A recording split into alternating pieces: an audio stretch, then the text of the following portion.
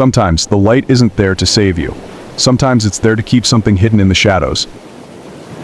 The lighthouse at Ravens Point has stood there for over 100 years, a solitary tower on the cliffs where the ocean meets the jagged rocks.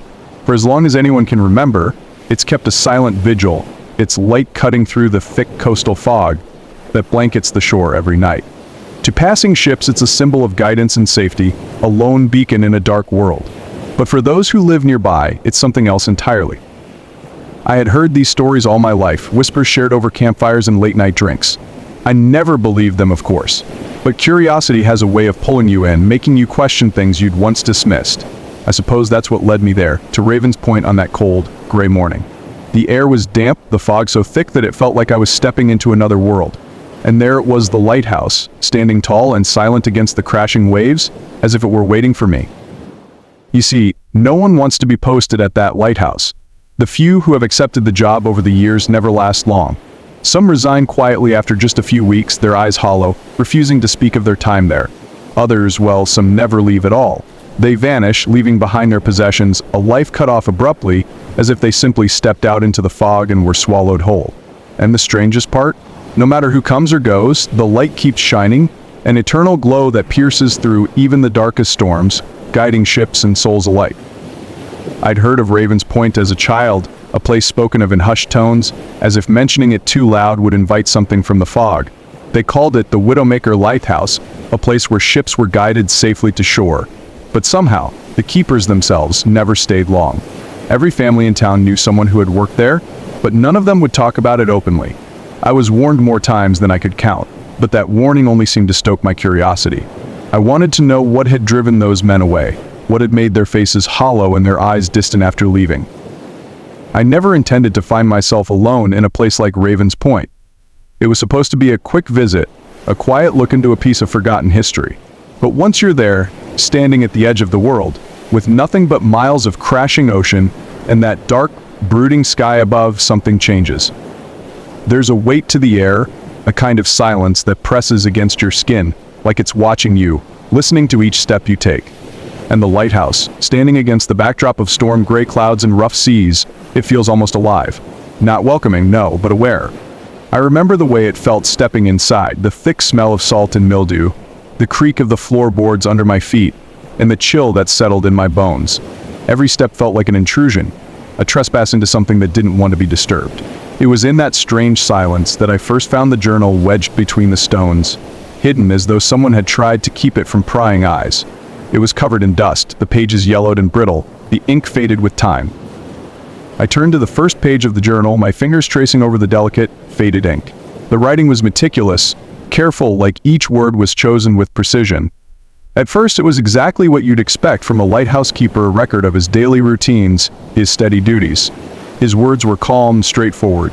Check the lamp this morning. Oil level steady. Fog expected tonight. A simple man, dedicated to his work, grounded in the rhythm of solitude and sea. His early entries spoke of the endless cycles of night and day, of tending to the light that served as a guide for others, but offered him only isolation. He wrote of the light like an old friend, a comforting presence in his life. But even then, I could sense something lingering in his words, a quiet undercurrent, as if he was reaching for a thought he wasn't ready to admit. But it didn't take long for the tone to shift. Just a few pages in, I found an entry written in a hurried, uneven scrawl, as if he'd been interrupted. He wrote about the fog, how it seemed to settle thicker and closer each night, how it clung to the lighthouse, surrounding him in an almost suffocating embrace. He mentioned strange shapes he'd noticed in the mist, shadows that would drift along the horizon, just barely visible. They disappear when I focus on them, he wrote. But when I turn away, I see them from the corner of my eye, lingering, as though they're waiting for something. With each entry, his fear grew. His words became desperate, as if he were trying to convince himself that he wasn't alone in his fears. But then, one night he saw something. He didn't describe it, not fully. Just a few cryptic lines about something out at sea, a figure drenched, staring back at him from the rocks. He said he felt as though it was calling to him, as if the lighthouse itself had drawn it from the depths. And every night after, he would see it again, closer each time, a dark figure standing silently watching him. By this point, I could feel my own heart racing. The journal felt like it was pulling me in, each word an invitation to look deeper, to understand the terror he had felt. I could almost hear the creak of the stairs as he climbed to the light each night, the flickering of the flame as he turned it on, hoping it would keep whatever was out there at bay. But he knew it wasn't enough. He began to write about feeling trapped, like the walls were closing in, the darkness pressing closer, something watching him from every shadow. And then, without warning, the entries became chaotic. Scribbled words, half sentences if he was trying to get it all down before something took him. He wrote, "They know I can see them now. They know I'm here." And then, silence. No final words, no explanation. Just an empty page. Bang. And as I stood there, alone in that decrepit room with the journal in my hands, I could almost feel him, the keeper. I could imagine him there, sitting by a dim, flickering lamp, his hand trembling as he wrote, eyes darting toward the windows every so often, as if afraid of what he might see. I could almost hear his voice, a quiet murmur in the stillness, a man muttering to himself, struggling to convince himself that he was alone. According to the stories, he was a quiet, steadfast man, not easily frightened, a man who believed in logic, in routine. But over time, something about Raven's Point began to gnaw at him, wearing down that steady resolve, replacing it with an unshakable sense of dread. Some claimed he'd heard voices in the wind, voices that grew louder each night. Others swore he saw figures out in the fog, dark shapes that would drift closer, disappearing just as he tried to make sense of them. They say he became obsessed, convinced that the light itself was drawing something to him, something from the depths of the ocean. But no one knew for certain what happened on his last night. His final entries are a mystery to everyone who's dared to read them. Some say they're filled with wild, impossible things, events that couldn't possibly have taken place. Others claim that the words themselves seem to shift, changing each time they're read, like the journal itself is alive, hiding secrets that it only reveals to those willing to listen. As I read, a chill settled over me. His words seemed to pull me in, the quiet dread threading through each sentence, as if he'd captured a piece of his fear on the page. He described the fog as unnatural, alive even, moving as though it had a mind of its own. And then he mentioned the sound, soft, almost imperceptible whispers that would drift through the thick silence, barely there, but unmistakable. He thought at first that it was the wind, but soon he realized the sounds had a rhythm, a pattern, like voices just beyond his reach. He started questioning his own mind, blaming it on the isolation, on the long hours spent staring out into the void. But his unease grew, creeping into his words like a shadow stretching in the fading light. "The fog feels heavier tonight," he wrote one evening. "I swear it's pressing against the windows like it's trying to get inside." And that's when he started mentioning the scratching. At first he thought it was rats, or maybe loose boards shifting in the damp. But each night, it grew louder, closer. He could hear it from the floor below, faint but persistent, a scratching that seemed to move from wall to wall, like something was crawling inside the very structure of the lighthouse. "It follows me," he wrote. "No matter where I go, I hear it. It's as if it knows I'm here, waiting, listening, and it never stops." I could almost feel the keeper's terror as I read. The words grew frantic, scribbled hastily as though he'd written them in a panic. "There's something here," he wrote, his letters jagged, barely legible. "I can feel it watching me. Every night, it's closer. And the light isn't driving it away. It's drawing it in." At that line, I felt a shiver run down my spine. I glanced up, half expecting to see something lurking in the shadows, the air thick with the same weight he must have felt. The silence of the lighthouse pressed around me, and for a moment, I could almost hear the faint scratching he described, the sound of something moving just out of sight. As I continued reading, he described a growing sense of dread, a feeling that he wasn't alone. He'd catch glimpses of movement from the corner of his eye, fleeting shadows that vanished as soon as he turned his head. He began sleeping with the light on, hoping it would keep whatever it was at bay. But it only seemed to make things worse. "It wants the light," he scrawled in one of the last lines of the entry.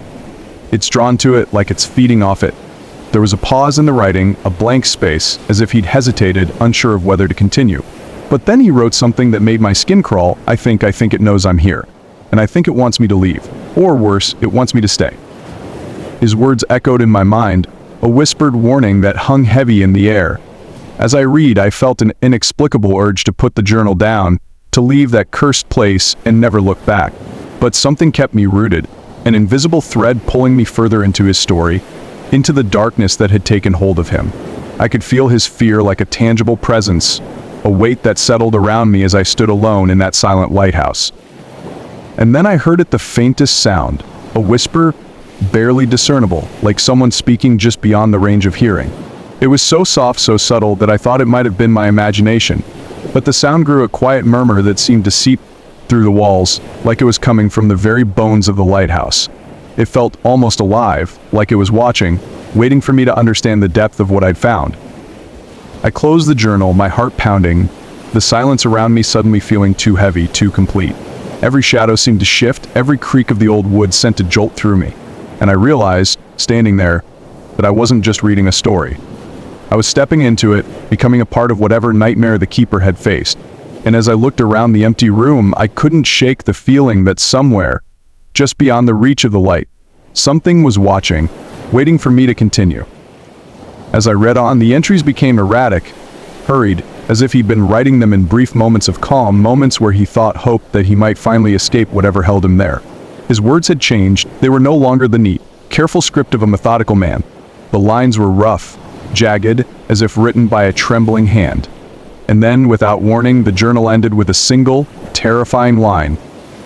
"They know I can see them now." I froze, my heart pounding, my hands gripping the brittle pages, as if letting go would somehow invite something into the room. His words echoed in my mind, a realization that whatever was out there, whatever haunted him, wasn't just a product of isolation or fear. It was real, and he knew it. I could feel my own fear creeping in, a sensation that there was something wrong about the silence around me. I glanced up from the journal, the dim light casting long shadows across the room. Every dark corner, every flickering shadow seemed to move, just slightly, as if hiding something that might reveal itself if I stared long enough. The sound of the wind against the lighthouse walls suddenly felt more like a voice, a low, mournful whisper weaving through the beams and cracks. But for a moment, I thought about leaving. I thought about closing that journal, putting it back where I found it, and leaving that cursed place without looking back. But the pull of his story was stronger, a magnetic force that wouldn't let me go. I couldn't shake the feeling that I was already too far in, that whatever haunted him was waiting for me too. As I scanned the room, my flashlight flickered, the beam wavering as if something unseen was interfering. I watched as the light danced across the walls, illuminating the peeling paint, the damp stains creeping up from the floor, and the strange shapes they formed, almost like eyes watching me from the shadows. My hand trembled as I steadied the flashlight, and for a moment the beam settled on a small, dark crack in the wall, almost invisible against the decay. Something about it felt off, a hidden place that seemed to beckon, as if it held a secret left undisturbed for far too long. Slowly I reached out, prying open the narrow crack, and as I did, a small compartment revealed itself, its edges worn as though it had been opened many times before. Inside was another bundle of pages, loose, bound together with a frayed piece of string. They looked older, more fragile, as though they'd been hidden there long before the journal I held. I pulled them out, my fingers brushing against the coarse, brittle paper, and I knew that I had uncovered something forbidden. The handwriting was his, but these entries were different. They didn't feel like notes or daily logs. They felt like confessions. The first page was dated just a few weeks before his final entry. He wrote of sounds that started beneath the floorboards, scratching noises that would echo through the empty rooms late at night. At first he thought it was rats, or perhaps the old wood creaking under the weight of years. But the sounds grew louder, more persistent, as if whatever was making them was clawing its way closer, inch by inch, night after night. "It's as if something is trying to reach me," he wrote, digging its way through the walls, crawling through the spaces between the stones. "I've tried to ignore it, but it's getting harder. Every time I think it's stopped, it starts again, closer, louder, like it knows I'm listening."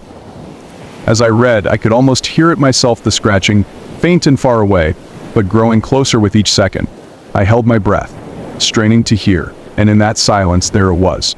A faint, rhythmic scrape, somewhere below me, echoing through the hollow structure of the lighthouse. My skin prickled, my throat tight as I listened, wondering if the sound was real, or if the journal's words had simply planted it in my mind. He wrote of sleepless nights spent pacing the small room, his footsteps following the pattern of the scratching, his mind unraveling with each passing hour. He began to hear things in the middle of the night, a soft, steady breathing, a presence that seemed to prowl just outside his door. He would lie awake, listening, waiting for the dawn, hoping that whatever haunted him would vanish with the morning light. But it never did, and the sounds grew louder. "Last night," he wrote, "I heard it beneath the floor. I heard it crawling, the nails scraping against the stone. I swear I heard it speak my name. I stopped reading, the words blurring on the page as a chill crept down my spine. I glanced at the floor, half expecting to see something moving beneath the worn planks, something clawing its way toward me. But there was nothing. Only the silence, heavy and thick, pressing down on me like a weight. But I couldn't look away. I felt compelled to keep reading, each word a thread pulling me deeper into his nightmare. In the next entry, he wrote about finding strange marks along the walls, scratches that hadn't been there the day before, symbols that seemed to appear overnight. They were crude, almost childlike, carved into the wood with a jagged edge, spiraling patterns that twisted and turned. He didn't know what they meant, but he felt certain they were a message, a warning left by something that was neither human nor natural. "It wants me to see them," he scrawled, "to understand. But I can't make sense of it. And I'm afraid that if I do, it'll take me too." As I read those words, I felt an overwhelming urge to leave, to escape that room and its creeping shadows. But I was rooted in place, held by a force stronger than fear, a need to know what had happened to him, to understand the horror that had consumed him. The pages grew more frantic, his words a jumble of fear and desperation. He wrote about a cold presence that seemed to linger in the air, a chill that seeped into his bones no matter how close he stood to the light. He described it as a feeling, a sensation that something ancient, something beyond human comprehension, was watching him, waiting for him to acknowledge it. And then, in one of the last lines, he wrote something that chilled me to my core. "It's coming closer every night. I don't know how much longer I can keep it at bay. The light, it's starting to flicker. It's like it knows that I've seen it, that I understand." I looked around, half expecting to see something in the shadows, a presence lurking just beyond the reach of my flashlight. The room felt smaller, colder, the air thick with a dread I couldn't explain. I held the pages tightly, my hands trembling, feeling as if I'd uncovered something that should have remained hidden, something that would never let me go. And then, in the silence, I heard it the faintest whisper, a sound like scraping, distant but growing closer, as if something was making its way toward me, drawn to the light, to the sound of my breathing. I turned my flashlight toward the floor, the beam flickering, casting shadows that twisted and shifted as if alive. In that moment, I knew I wasn't alone. Whatever had taken him, whatever haunted these walls, was here with me now, waiting, watching, drawing closer with every second. I knew I should have left right then and there. Every instinct screamed at me to turn back, to leave that cursed place and never look back. But something inside wouldn't let me go. It was as though the lighthouse itself held me there, my feet heavy, unwilling to take a step toward the exit. Instead, my gaze fell on the door leading down to the basement, a part of the lighthouse that, according to the stories, no one ever dared to enter. I stood there, staring at that door, the old wood warped and weathered, its edges blackened by dampness and decay. The air grew colder as I approached, each step forward filling me with a dread that pressed against my chest, a feeling that whatever had haunted the keeper might be waiting for me there. I gripped the flashlight, the beam quivering as I opened the door, revealing a narrow staircase that descended into darkness. The smell hit me first, thick, pungent, a blend of salt, rot, and something else, something sour that clung to the air like a disease. I hesitated, feeling the chill seep through my skin, but I couldn't stop myself. I stepped forward, my footsteps echoing as I descended, the wood creaking beneath my weight. With each step, the darkness seemed to thicken around me, my flashlight barely piercing the shadows. I could feel the damp seeping up through the walls, drops of moisture gathering on the stones, trickling down in slow, silent streams.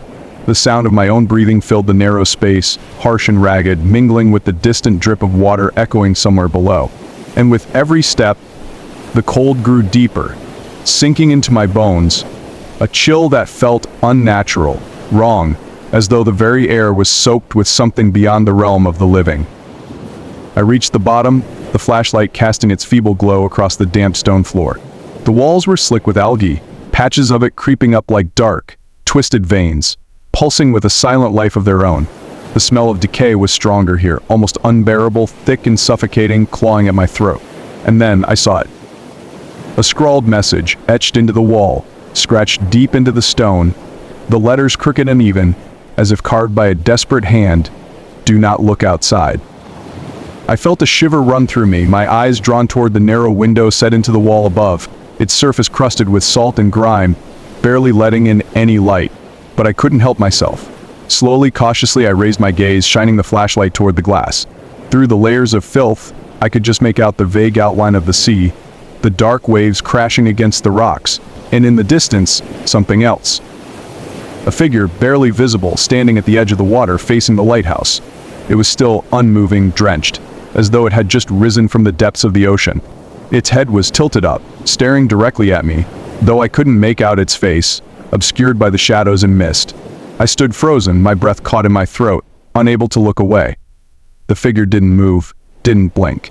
It just stood there, watching, its presence radiating a malevolent force that seemed to seep through the walls, wrapping around me like an invisible grip. I stumbled back, tearing my gaze away, my pulse racing as I clutched the flashlight tighter. The silence was broken only by the sound of water dripping from somewhere deep within the basement, each drop echoing through the darkness, steady and relentless, like a heartbeat that wasn't my own. I wanted to run, to climb back up the stairs and escape that place, but something held me there, a pull that kept me rooted to the spot. I could still feel the figure's gaze, even without seeing it, a presence pressing against my back, as if it were right there, standing in the room with me. The silence grew heavier, suffocating, broken only by my own ragged breaths and the faint, distorted sounds echoing from the stone walls. Footsteps, soft, distant, but growing louder, as though someone or something was approaching, following me through the shadows. I turned, shining the flashlight across the basement, but there was nothing. Only the empty, decaying walls, the dark corners where the light couldn't reach. But the footsteps continued, a steady, rhythmic sound, growing closer with each second, echoing from every direction, filling the small space with an unnatural sense of dread. I swallowed hard, feeling the cold sweat on my skin, the hair on the back of my neck standing on end.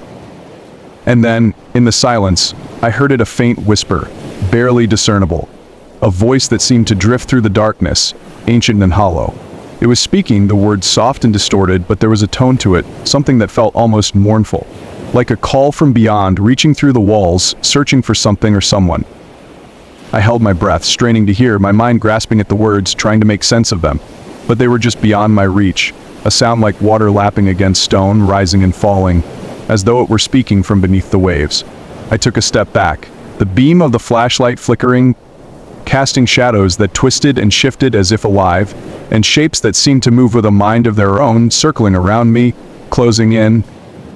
And then I found another entry, another page crumpled in a dark corner, half hidden beneath a pile of damp stones.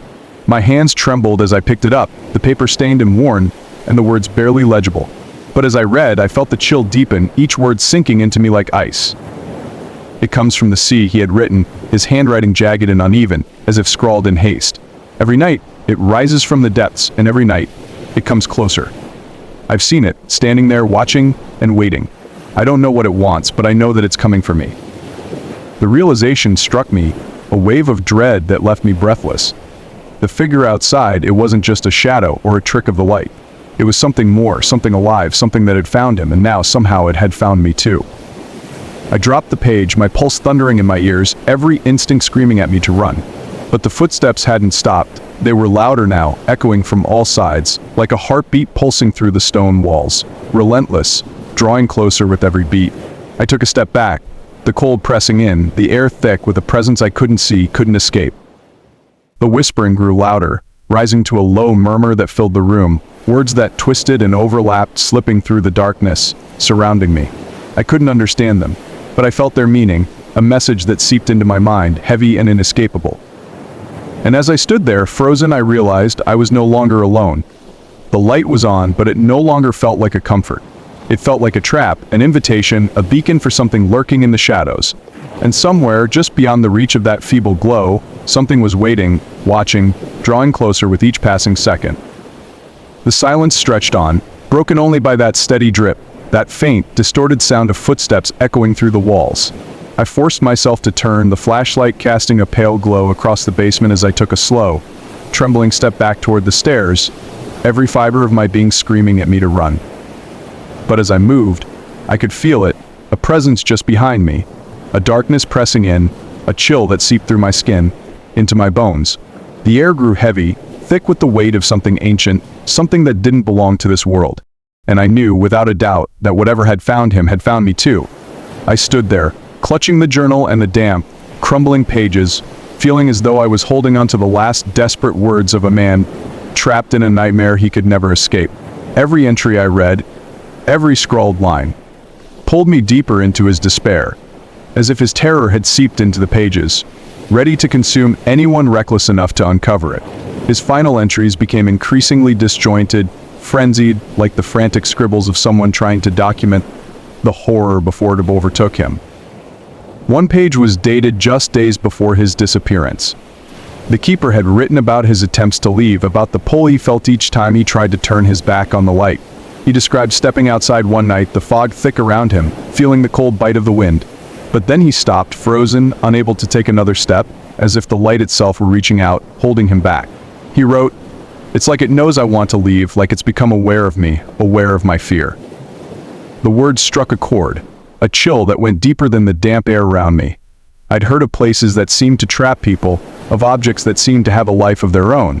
But this, the way he described it, as though the light itself had developed a will, a dark consciousness, it felt wrong, unnatural. I could almost feel it myself, the way his mind must have twisted, struggling to rationalize something that defied logic, something that felt alive, watching him. For a moment, I took a deep breath, telling myself it was just a story, that whatever haunted him was gone, long vanished into the mist and fog of Raven's Point. The silence around me was thick, but I forced myself to calm down, to steady my heartbeat. I told myself it was all in my mind, a byproduct of reading his words in a place drenched in his fear. I closed my eyes, drawing in a breath, almost feeling a small sense of relief, as if I could step back from the madness I'd felt creeping in around me. But then I felt it. A cold touch, light as a feather, brushing the back of my neck, lingering just long enough to send a shiver down my spine. My eyes flew open, and I whipped around, the flashlight trembling in my hand, its beam darting across the empty room. But there was nothing, just the walls, cracked and decaying, and the silence stretching out around me, heavier than before. My heart pounded, every nerve on edge, my skin prickling with the undeniable sensation that I was no longer alone. The touch had been real, a faint, cold pressure that still lingered on my skin, a presence that was both intangible and undeniably there. I swallowed, my mouth dry, 1,000 thoughts racing through my mind, every instinct screaming at me to leave. And yet, I stayed. Driven by a force I couldn't explain, a pull that was equal parts curiosity and fear, as if his story wasn't finished, as if the darkness he'd faced was waiting for me to understand it. I glanced down, flipping through the pages, hoping that somewhere within the lines I would find an answer, a way to understand what had haunted him, what had drawn him deeper into this madness. And then, as I turned to the next page, I found a line that made my blood run cold. "The light? It isn't what I thought it was. It isn't a beacon, it's a lure. It doesn't repel the darkness, it feeds it. The light no longer protects me. It sees me, calls to me, draws me in. The darkness, it lives within it, waiting for me to step closer, to let myself be consumed. I can feel it in every breath, every shadow. It's here, and it knows me." The words were scrawled in large, jagged letters, the ink smeared in places, as though written in a frantic rush. He went on to describe how the light had started flickering, as if taunting him, as if alive with its own twisted intentions. He wrote about the sensation of being drawn toward it, of a voice soft, insistent, that called to him from within the glow, urging him to step closer, to let himself be consumed. He was convinced that the light was no longer a tool, no longer a lifeless machine. Instead, it had become something else, something aware, feeding off the fear and an isolation it created, thriving on the darkness it was meant to repel. And worse, he began to feel that it had been waiting for him all along, that each keeper who'd come before him had been nothing more than fuel.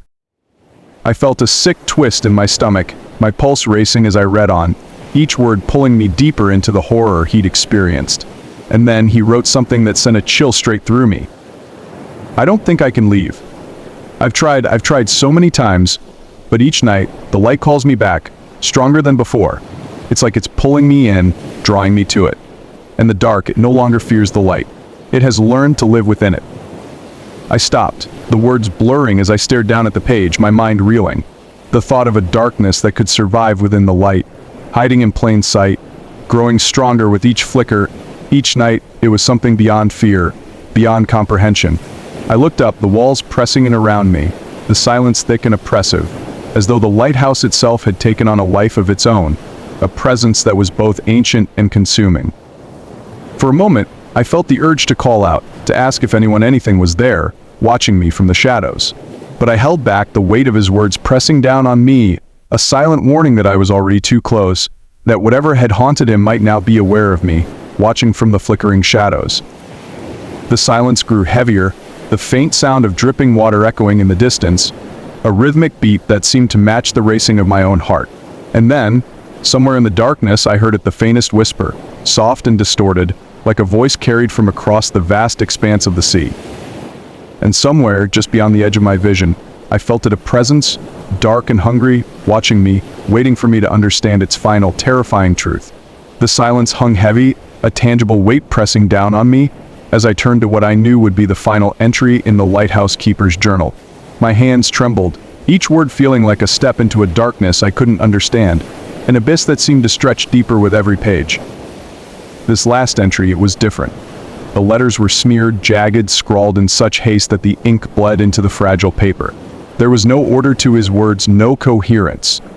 Just broken sentences, fragments of fear that painted a picture more horrific than anything I'd read before. I felt as if I were intruding on his final moments, peering into a mind unraveling under the weight of something beyond human comprehension. I saw it, he'd written, the letters large and shaky. In the mirror staring back at me, my own face, hollow, empty, like it knew me. I paused, my throat tight, the words pressing down on me, stifling. He was describing himself, his own face, twisted, staring back at him in a way that was both familiar and utterly foreign. A reflection, yet something else. I could almost see it in my mind's eye. The keeper, standing alone in the dim light, looking into the glass, only to see his own face twisted into a grotesque smile, hollow eyes staring back at him with a darkness that seemed to reach out. He'd gone on to describe the terror he felt, the realization that whatever haunted him had taken on his own likeness, mirroring his form, mocking his fear. And in that moment he understood. They want me, he wrote. The letters slanted and frenzied.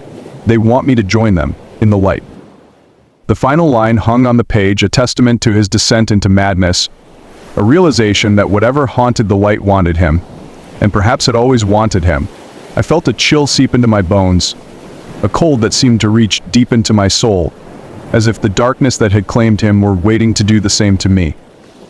I took a step back, the weight of his words pressing down on me, every instinct screaming at me to leave, to escape the lighthouse and abandon the journal, to let his story die here in this cursed place.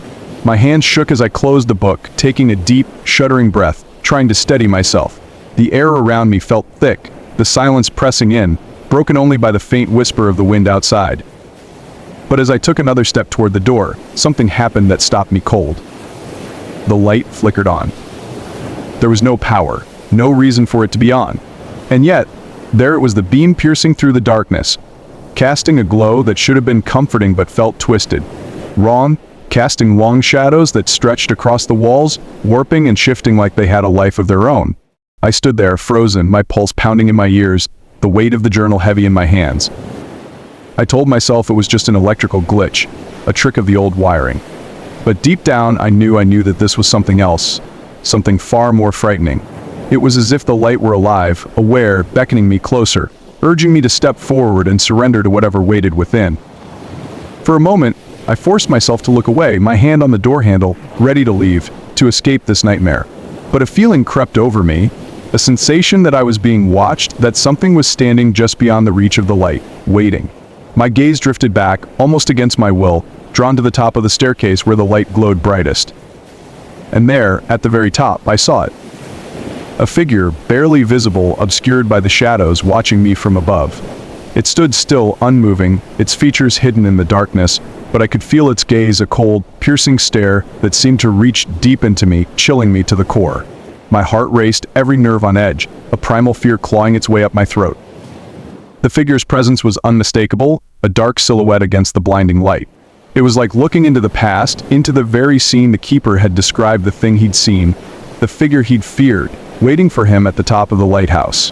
I could feel its intent, its hunger, a pull that was almost impossible to resist, urging me to step forward, to let myself be drawn into the light. I took a shaky breath, forcing myself to look away, to ground myself in the reality of my own thoughts. I wasn't the keeper and I didn't have to follow the same path. I could leave, abandon this place and its twisted secrets, escape the fate that had claimed him. But even as I turned away, I couldn't shake the feeling that it was already too late, that once I'd read his words, once I'd stepped into his story, there was no escaping. My mind raced with questions, doubts, a desperation that clawed at me as I struggled to make sense of what I'd seen. The lighthouse, the light, the darkness that seemed to live within it, could a place really trap you? Could it pull you in, hold you there, even if every part of you wanted to leave? I forced myself to move, my footsteps heavy, each step a struggle against the pull I felt, the invisible weight that seemed to hold me there. My fingers tightened around the journal, the last testament of a man lost to a darkness he could never escape. And as I took one final step toward the door, I glanced back, my heart pounding, a final look at the place where the light shone brightest. But the figure was gone. The top of the staircase was empty, the shadows still, and the silence complete. And yet, I could feel it, that presence just beyond the reach of the light, waiting patient, as though it knew I would be back. I stepped outside, the chill night air sharp against my skin, the weight of the lighthouse lifting but not entirely gone. The fog hung thick, wrapping around me like an embrace, obscuring the world beyond, and as I looked back, I could see the light, bright against the darkness, casting its beam across the water, unwavering, endless. And I understood. The lighthouse was never meant to guide ships to safety. It was a trap, a lure, drawing in those who dared to see, to know its secrets, holding them in its grasp, feeding on their fear, their souls, their very essence. I closed the door behind me, the silence stretching out as I took one final look back. I knew that whatever haunted the keeper was still there, waiting, lurking within the light, hidden in the darkness that thrived in its glow. But even as I walked away, I couldn't shake the feeling that I'd left something behind. That part of me was still there, trapped within those walls, caught in the light, a part of the story that would never truly end. And as I disappeared into the fog, the light continued to shine, unwavering, relentless, a beacon not of hope, but of hunger. As I walked away from Raven's Point, the night felt colder, heavier, the fog pressing against me like a silent, stifling presence. Each step carried a weight, a sense that I was not alone, that something unseen had followed me from the lighthouse, latching on, and waiting for me to let my guard down. I kept glancing over my shoulder, half expecting to see that dark figure watching from the distance, its hollow eyes tracking my every move. The journal's words echoed in my mind, haunting and relentless, a warning that refused to fade. Sometimes the light isn't there to save you, sometimes it's there to keep something hidden in the shadows. I finally understood the weight of those words, the dark truth that the keeper had tried to warn me about, a truth that he himself hadn't escaped. The light was never a guide, never a beacon for lost sailors. It was a trap, a lure set to ensnare those who dared to look too closely, to uncover its secrets. And now I was a part of that story, bound to it, the fear of it crawling beneath my skin, as though some part of me would never leave. Hours later, I made it home, stepping into the warmth of my own walls, shutting out the fog, the silence, the weight of Raven's Point. I locked the door, took a deep breath, and told myself it was over. But the air still felt thick, the shadows still seemed to shift in the corners, and the silence of my empty home felt different, as if the stillness I had left behind had found its way back with me, settling into the walls like a lingering echo. I tried to forget, to push the memories of the lighthouse out of my mind, to convince myself that the horror was behind me. But each time I closed my eyes, I saw it, those hollow eyes staring back at me, the light flickering in the distance, a silent, mocking reminder that the story was far from over. And then, the lights in my room flickered. Just for a moment, a brief tremor that sent a shiver through me, a reminder that the light could reach me even here, that its grasp was far longer than I'd thought. I took a step back, my heartbeat pounding, as every shadow seemed to close in, familiar and foreign all at once. The quiet grew heavy, as though something were waiting just beyond the edge of my vision, holding its breath. I could still feel it, the presence from the lighthouse, that darkness that had thrived within the light. It had left a mark, a trace that followed me, a reminder that it was still watching, waiting, feeding off the fear it had planted within me. And even as I turned away, telling myself it was over, I knew deep down I would never truly be free of it. Whatever haunted the light, whatever darkness lurked in its shadows, it was with me now, a part of me that would never fade. So I'll ask you, as I sit here, trying to shake off the chill that has settled over me, if you'd been there, If you'd seen what I saw, would you ever feel truly safe again? Or would you, too, feel the presence in every shadow, the whisper in every quiet room, the light flickering in the distance as if calling you back? If this story gave you chills, if you felt even a fraction of the terror I did, share it with someone you think would understand. Because there are places in this world, places like Raven's Point, that hold secrets far darker than any legend. Places that don't just linger in memory but follow you, haunt you, waiting for you to slip, to surrender. And if you're brave enough, stay tuned. There are more places like this, more stories hidden in the dark corners of the world, waiting to be told. Because Raven's Point is not the only one. There are places that draw you in, places that take a part of you and never let it go. As for me, well, I've learned to fear the light.